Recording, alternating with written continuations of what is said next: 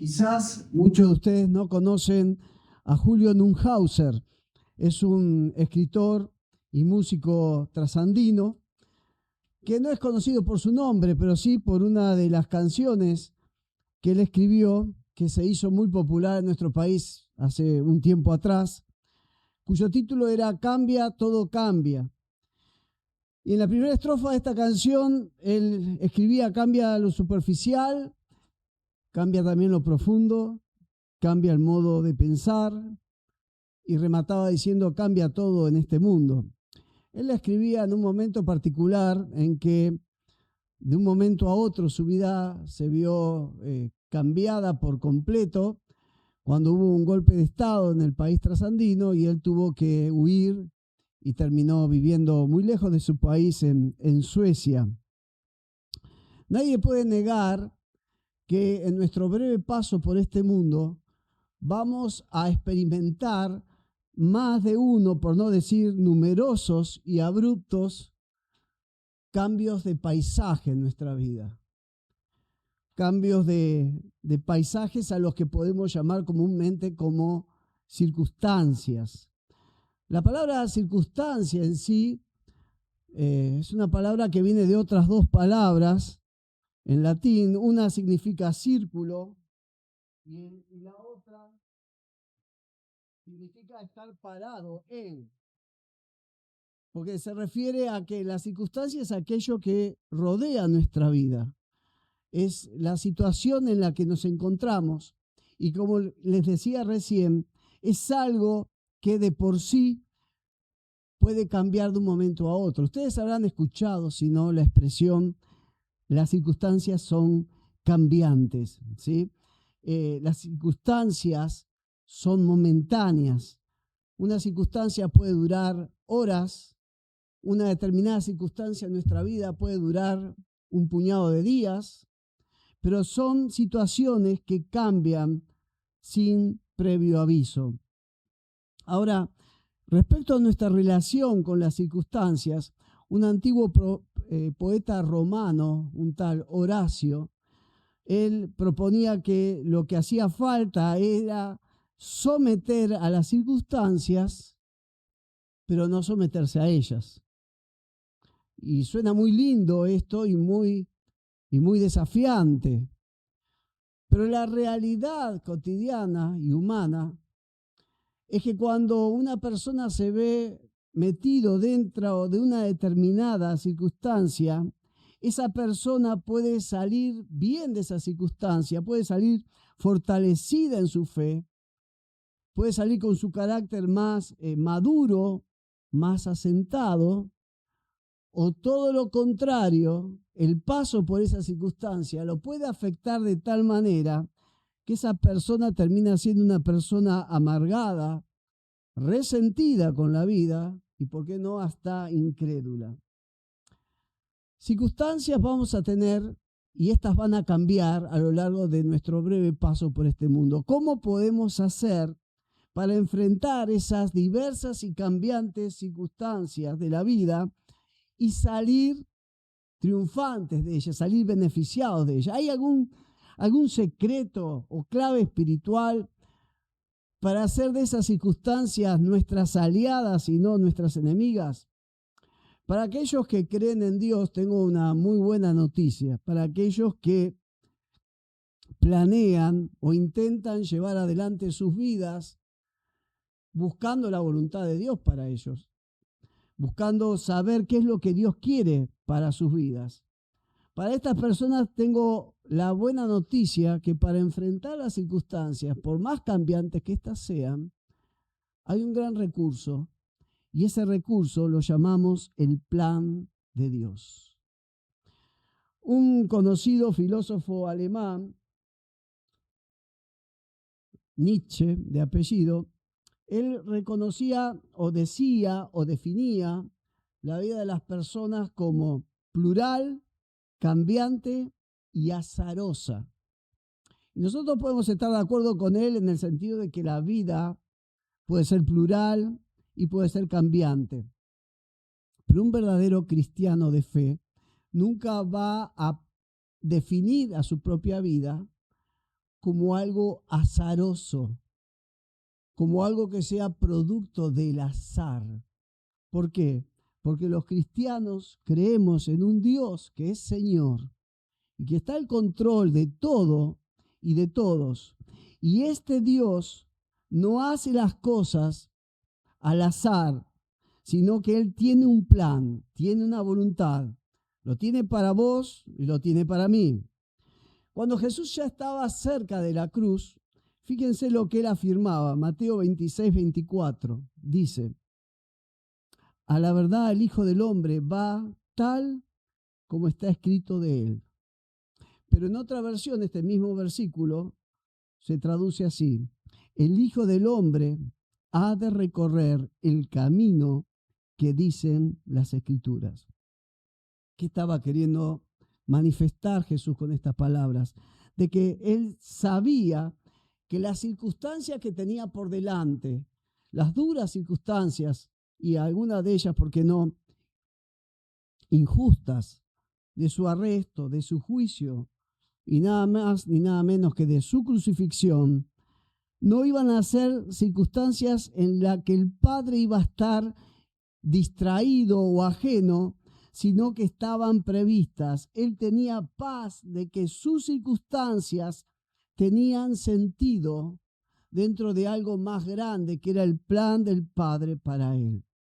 Pero acompáñenme a ver a alguien, como decíamos hoy, más humano, porque Jesús era hombre, pero era Dios también a la vez, que fue un tal José, y ver cómo hizo él para poder, en medio de las diferentes e inesperadas y, ¿por qué no?, cambiantes circunstancias de la vida, seguir adelante confiando en Dios y salir airoso de cada una de estas circunstancias. Vamos a la primera de ellas. La primera circunstancia en la vida de José la podemos definir como la circunstancia del pozo y la caravana. Cuando uno va al libro de Génesis, en el capítulo 37, el versículo 2, se va a enterar de que un José de tan solo 17 años, un adolescente, va a ver cómo su vida va a tornar en algo completamente diferente a lo que él venía viviendo. Sus circunstancias iban a cambiar en el transcurso de menos de un día. Ustedes conocen la historia, él era el 11º hijo de Jacob. La Biblia no tiene ningún tupé en reconocer de que era el hijo favorito de Jacob, lo que obviamente despertaba el rencor de 10 de sus hermanos mayores, pero debemos reconocer que José desarrollaba o vivía una adolescencia, podemos calificar de feliz, en un hogar paterno, donde era amado, donde era mimado, donde era protegido. Y aún una adolescencia en la que Dios empezaba a manifestarse a su vida por medio de sueños en los que él avisoraba de que en el plan de Dios él iba a lograr un lugar de prominencia o preeminencia por sobre el resto de su familia, aún de la de sus padres. Ahora, esta situación favorecida y feliz va a ser truncada. Las circunstancias de la vida de José van a cambiar. Si ustedes me acompañan, dice Génesis capítulo 37, versículo 18. Voy a leer solamente algunos versículos, salteándome. Cuando los hermanos de José lo vieron acercarse, lo reconocieron desde lejos. Mientras llegaba, tramaron un plan para matarlo. Aquí viene el soñador, dijeron. Vamos, matémoslo y tirémoslo en una de esas cisternas. Versículo 21, pero cuando Rubén oyó el plan, trató de salvar a José. No lo matemos, dijo. Versículo 22, ¿para qué derramar sangre? Solo tirémoslo en esta cisterna vacía. Entonces morirá sin que le pongamos una mano encima. Entonces cuando llegó José, sus hermanos, ¿qué hicieron? Le quitaron la hermosa túnica que llevaba puesta, después lo agarraron y lo tiraron en la cisterna. Versículo 25. Luego, justo cuando se sentaron a comer, levantaron la vista y vieron a la distancia una caravana de camellos que venía acercándose. Era un grupo de mercaderes ismaelitas que transportaban goma de resina, bálsamo y resinas aromáticas desde Galaad hasta Egipto. Judá dijo a sus hermanos: ¿qué ganaremos con matar a nuestro hermano? Tendremos que encubrir el crimen. En lugar de hacerle daño, vendámoslo a esos mercaderes ismaelitas. Después de todo, es nuestro hermano. Entonces, cuando se acercaron los ismaelitas, que eran mercaderes madianitas, los hermanos de José lo sacaron de la cisterna y se lo vendieron por 20 monedas de plata. Y los mercaderes lo llevaron a Egipto. De ser mimado a ser agredido, de ser el favorito a tornarse en un despreciado esclavo, de vivir en la contención y protección de su hogar paterno a ser arrancado de ahí y vendido como esclavo. Y en esa condición, encima, marchar a una tierra para él desconocida como era Egipto. ¿Cómo cambiaron las circunstancias en la vida de este adolescente? No obstante, en esta nueva circunstancia que podemos definir las circunstancias del pozo oscuro y la caravana, y más allá de las apariencias siniestras de esta circunstancia, debemos reconocer que estas circunstancias eran parte del plan de Dios para la vida de José. ¿Por qué lo digo? Porque si ustedes van a la palabra de Dios, van a leer en el Salmo 105, refiriéndose a José, lo siguiente. Está hablando de Dios: trajo hambre sobre la tierra y cortó todo sustento de pan. Pero ¿qué hizo después Dios? Envió a un hombre delante de ellos, a José, que fue vendido como esclavo. ¿Cómo es esto? No es que las circunstancias lo estaban llevando por delante a José, no era que parecía como que Dios no estaba viendo lo que le estaba pasando y no estaba no estaba tomando conciencia de lo grave que le estaba pasando.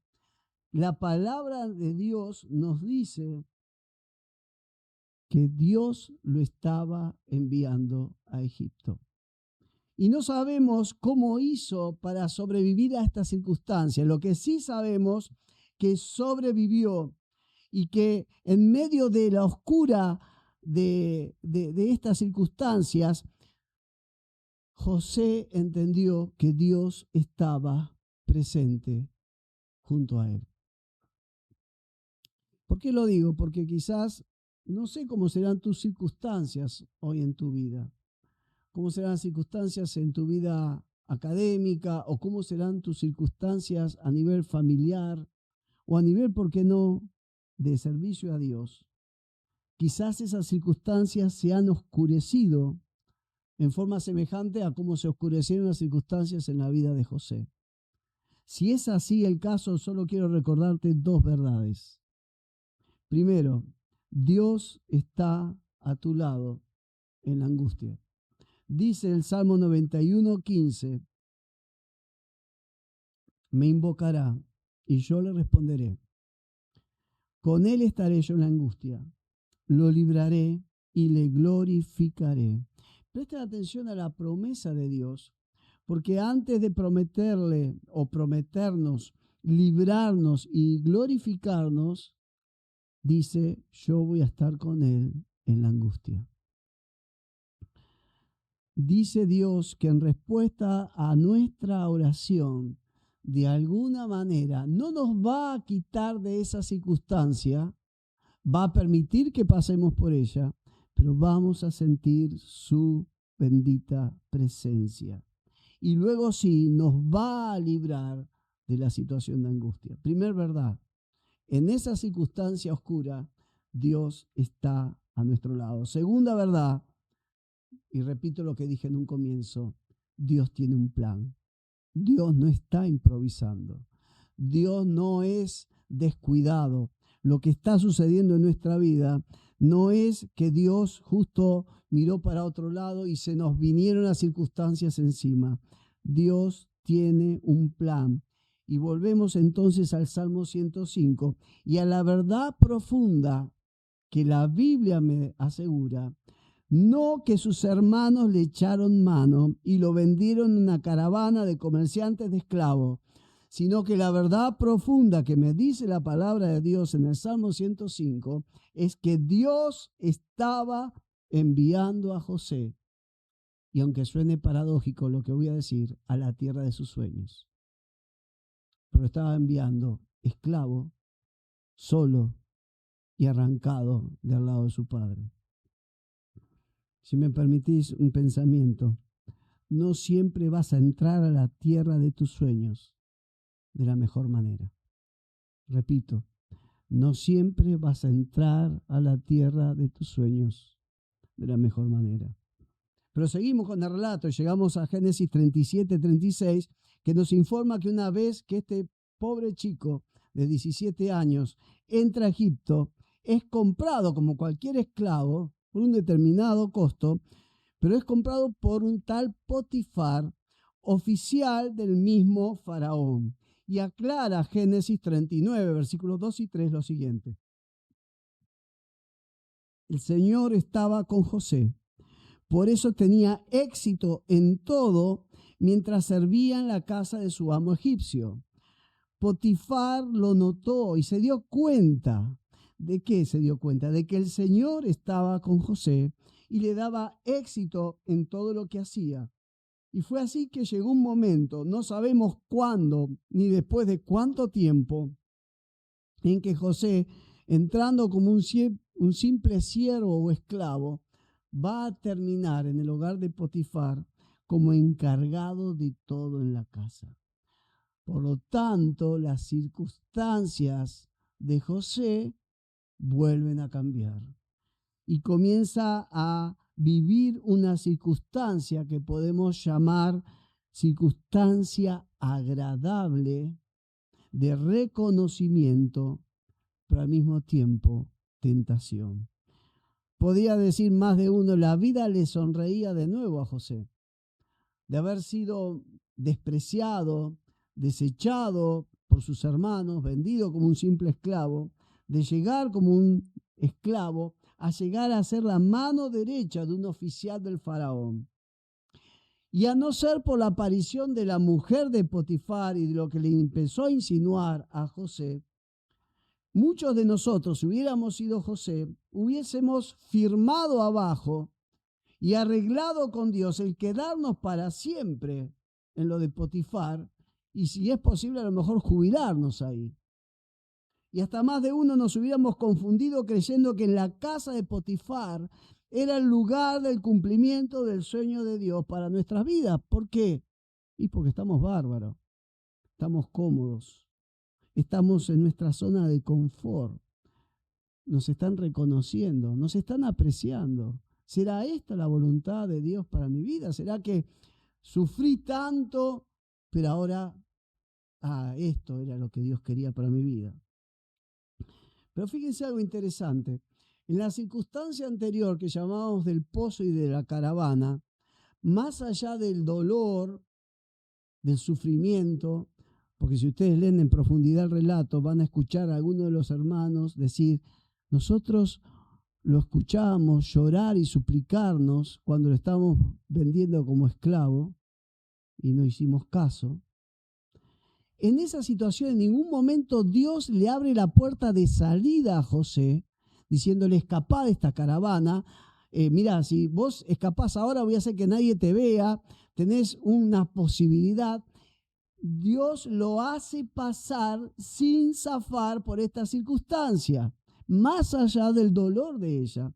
Pero en esta, Dios le va a dar a José la iniciativa de cambiar su propia circunstancia.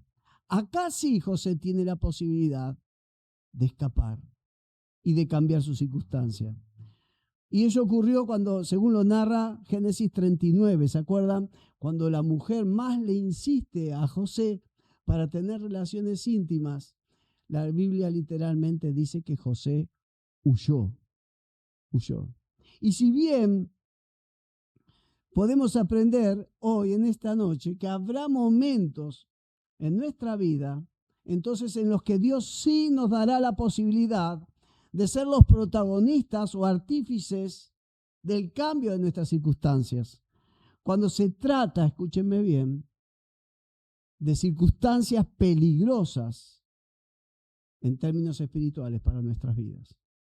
Ahora, ¿cómo podemos captar señales de parte de Dios para saber que debemos comenzar a actuar y a tomar decisiones para cambiar nuestras circunstancias? ¿Cómo darnos cuenta de que hay algo que tenemos que empezar a hacer nosotros? Primera señal, como decíamos recién, cuando la circunstancia en la que nos hallamos, y más allá del reconocimiento y más allá de la comodidad de la que disfrutemos, comienza a ser un ámbito de peligrosa tentación. Comienza a ser un lugar peligroso para nuestra vida de fe. Proverbios capítulo 14 dice, versículo 16, el sabio teme y se aparta del mal. El insensato, ¿cómo es? Es insolente y es confiado. Yo en algún momento les expliqué a ustedes cuál es la diferencia entre ser valiente y ser temerario. Los dos se enfrentan situaciones peligrosas. La diferencia entre ambos es que el valiente discierne el peligro y aún así lo enfrenta. El temerario es un inconsciente que no sabe el peligro en el que está y lo enfrenta sin darse cuenta. Dios quiere que seamos valientes, sí, no temerarios, no inconscientes, no necios si estamos viviendo una situación en la que podemos caer. Si es esa la circunstancia, Dios de alguna manera nos va a impulsar a salir y a cambiar. Pero recién reconocíamos que más de uno nos hubiésemos confundido la casa de Potifar como el lugar del cumplimiento del sueño de Dios para nuestra vida. Y una segunda señal entonces es saber que tenemos que hacer algo para cambiar nuestra circunstancia cuando discernimos de parte de Dios que aunque agradable y confortable esa circunstancia, no es aún el cumplimiento del propósito de Dios para nuestra vida. No es ahí. El pueblo de Israel salió después de una dura esclavitud de más de 400 años rumbo a la tierra prometida, pero hizo escala en Sinaí, en la región del Horeb. Tuvieron una especie de retiro espiritual como pueblo de Dios. Y la verdad que más allá de que estaban en el desierto, la estaban pasando bárbaro. Pero llega un momento, a comienzos ya del libro de Números, cuando Dios les dice, ya han estado bastante en este monte. Muchachos, esta no es la tierra prometida. Esto era una parte. La tierra prometida queda mucho más allá. Entonces, Dios en algún momento nos va a mostrar que esa circunstancia, por más confortable y agradable, no es el propósito final de Dios para nuestra vida. Y si ese es el caso, Dios nos va a dar la iniciativa de procurar el cambio. No obstante, a pesar de haber tomado la decisión correcta de comenzar a cambiar la circunstancia que le rodeaba a José antes de caer, ustedes conocen el resto de la historia. Fue víctima de la mentira, de la calumnia, de la injusticia. Y así llegamos a Génesis 39:20, que nos introduce en la tercera circunstancia importante que empieza a rodear a José. Y vemos cómo el panorama en la vida de José vuelve a cambiar. Dice, entonces agarró a José, hablando de Potifar, y lo metió en la cárcel donde estaban los presos del rey. José quedó allí. Por lo tanto, vemos cómo Dios permite que el escenario cambie. Ya no es el más importante en la casa lujosa de Potifar, un oficial del faraón, sino que vuelve a ser una dura cárcel su circunstancia. Y si ustedes quieren imaginarse cómo fue en comienzo esa prisión, van nuevamente al Salmo 105 y leen en el versículo 18 lo siguiente, refiriéndose a ella. Con grillos afligieron sus pies. Él mismo fue puesto en cadenas. Por lo tanto, este nuevo escenario circunstancial lo podemos llamar como la dura circunstancia, escúcheme bien, de la injusticia, pero también de la oportunidad. La dura circunstancia de la injusticia, pero también de la oportunidad. A partir de Génesis 40 se nos cuenta entonces la llegada a la prisión donde estaba José de dos funcionarios, colaboradores del mismísimo faraón. Ustedes conocen, el jefe de los coperos, el jefe de los panaderos, funcionarios muy cercanos al mismo faraón. Los dos tienen dos sueños distintos la misma noche. Amanecen contrariados porque no entienden qué significa ese sueño. Y José, con ese espíritu de servicio que lo caracterizaba, se ofrece para interpretárselo. Y se los interpreta.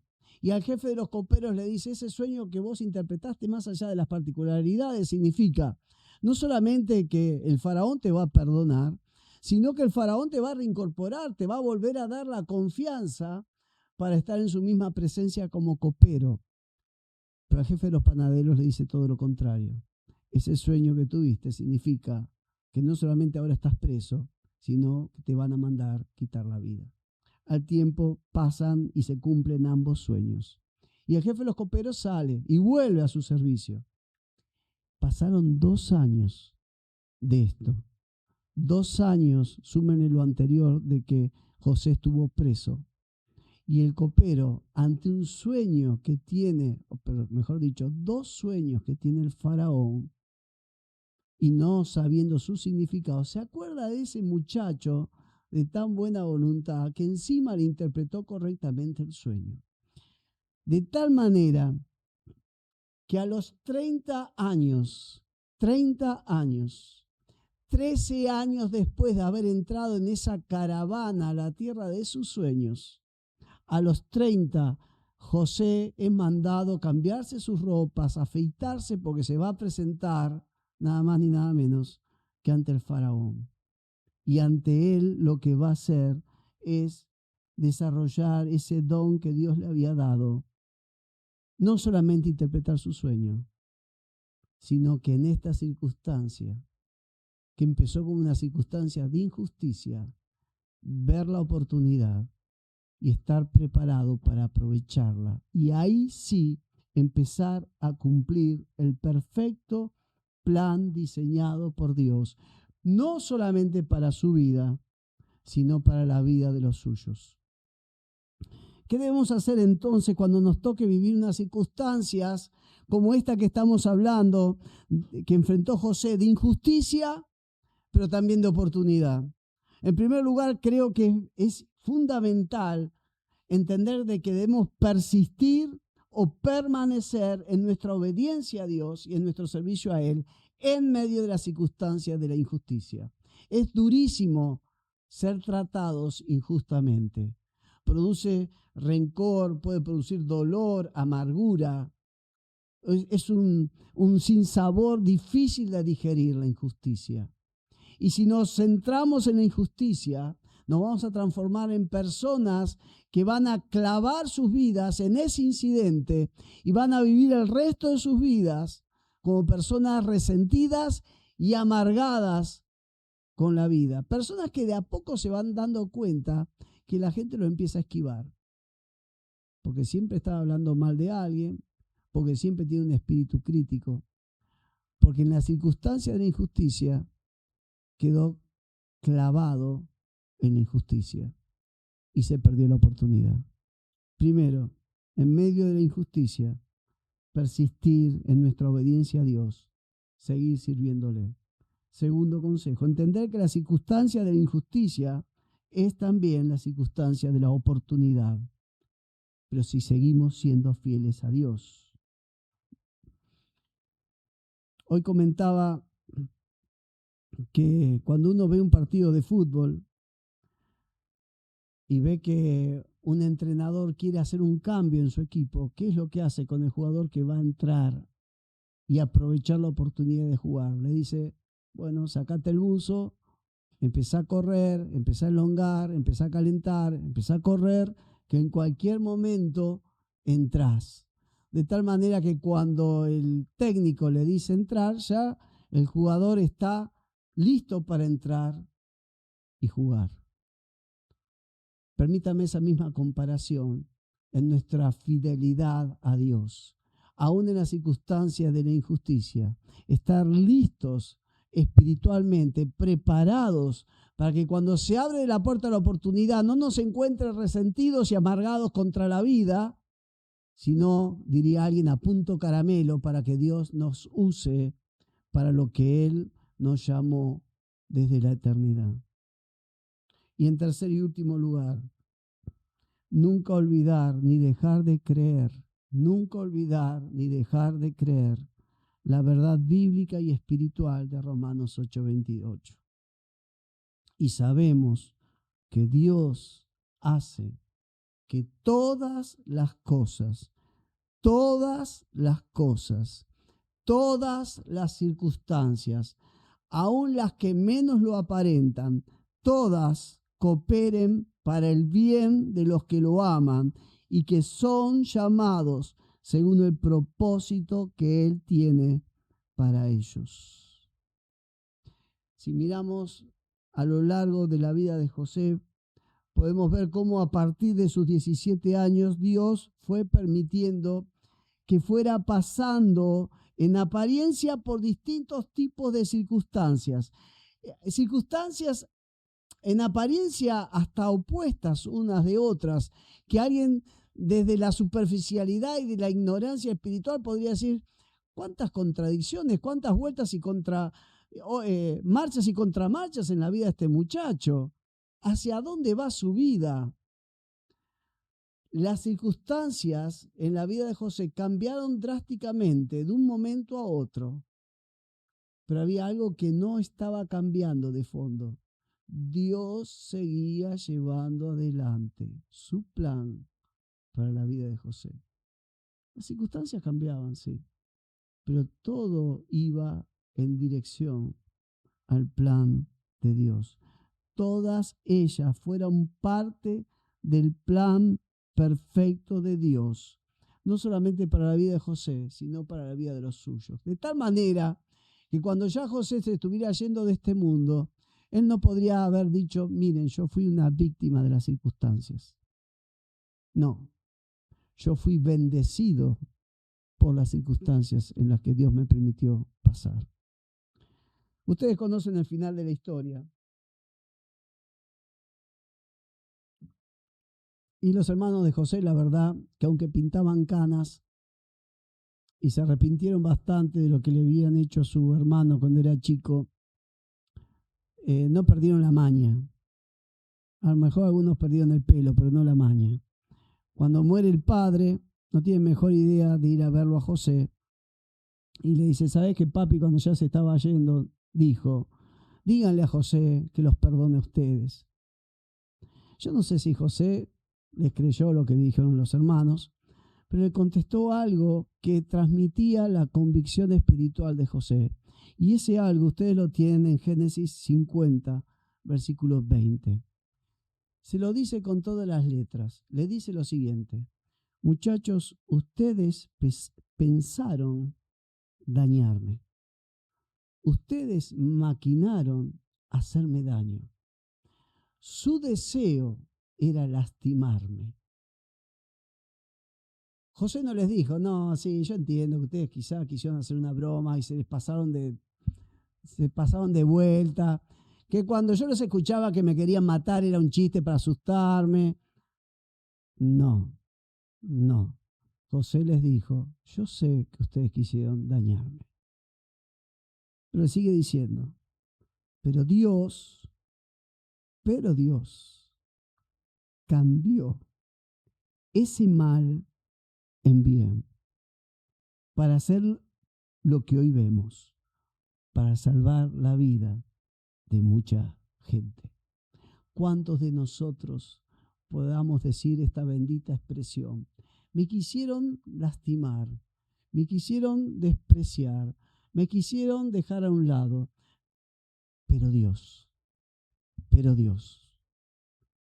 Dios, Dios, Él no tiene el mismo plan. Él nunca va a pensar en nuestro perjuicio. Siempre va a amar y querer nuestra bendición. Siempre va a procurar cumplir su plan eterno para nuestras vidas. Yo te invito a inclinar tu cabeza y cerrar tus ojos por unos momentos.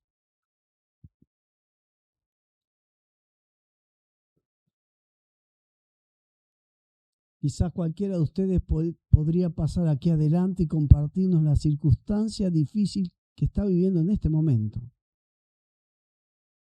Puede ser una circunstancia dura en cuanto a lo económico, dura en cuanto a no saber dónde va a seguir viviendo, dura en cuanto a los afectos por sentirse rechazado o rechazada. Circunstancias duras, a lo mejor en lo académico, porque venimos de dar mal un examen que pensábamos que nunca íbamos a dar mal. Yo no conozco cuál es la circunstancia. Lo que sí conozco es el Dios que actúa en medio de las circunstancias. Y sí estoy seguro que Dios tiene un plan para tu vida, como la tiene para la mía, como la tiene para cada uno de sus hijos. Y yo te invito hoy a que vos tomes una decisión de fe si ya sos un hijo o hija de Dios. Y en fe declares que en medio de las circunstancias que estás viviendo, vos seguís abrazando la voluntad y el plan de Dios para tu vida. Y en fe confesás de que el plan de Dios para tu vida se va a cumplir en medio de las circunstancias de la vida. Y es más, vas a volver a aferrarte a Romanos 8:28 y vas a reconocer que esta circunstancia que parecería opuesta al plan y a la voluntad de Dios, aún esta circunstancia, en ella Dios va a seguir llevando adelante su plan para tu vida. Toma esa decisión de fe. Ora a Dios ahí donde está. Decir, Señor, en el nombre de Jesús sigo abrazando tu voluntad para mi vida. Sigo abrazando tu plan. Sigo confesando de que hay un plan. Mi vida no es azarosa. No responde al azar. Mi vida está en las manos de un Dios providente que tiene el control de los cielos y de la tierra. Y su voluntad va a seguir llevándose adelante en mi vida en medio de las circunstancias que estoy viviendo. Y mientras están ahí con sus ojos cerrados, quizás hay alguien en esta noche que no puede hacer esta oración, que no puede hacer esta declaración de fe, por la sencilla razón de que Dios no está presente en tu vida. Y no lo está porque no lo has invitado nunca a entrar a tu vida. Porque en la situación en la que vos estás, hemos estado todos hasta el momento en que decidimos acercarnos a Dios en oración y decirle, Señor Dios, en primer lugar creo que existís, creo que me amás, creo que enviaste a tu Hijo Jesús a morir por mis pecados, perdona mis errores, perdona mis pecados, entra a vivir a mi vida, muéstrame cuál es tu voluntad para mi vida, quiero abrazarme a ti, quiero tenerte en mi vida. Si querés hacer por primera vez esta oración, yo te animo a repetir una sencilla oración, déjame guiarte para confesar lo que acabo de decirte. Una oración que comienza de esta manera, querido Dios, en este momento creo y confieso que creo que existís y que me amás y que tenés un plan para mi vida. Te pido perdón de mis pecados.